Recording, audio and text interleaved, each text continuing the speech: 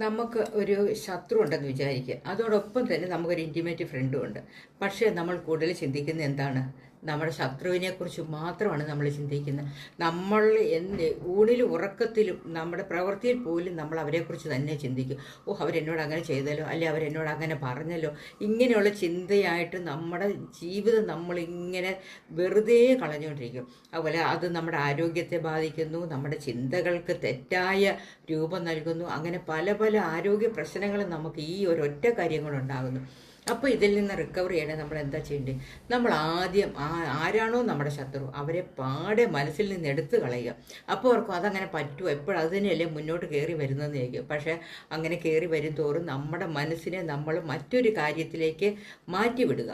നമുക്ക് ഇഷ്ടമുള്ള മറ്റു കാര്യങ്ങൾ എന്തെങ്കിലും ചെയ്താൽ മതി. ഇങ്ങനെ ആ ശത്രു എന്നുള്ളത് നമ്മുടെ ജീവിതത്തിൽ നിന്ന് പോയതായിട്ട് കണക്കാക്കിക്കൊണ്ട് തന്നെ നമ്മൾ മറ്റുള്ള കാര്യത്തിൽ നമ്മൾ മുഴുകുക. അപ്പം നമ്മൾ ഇതിനെ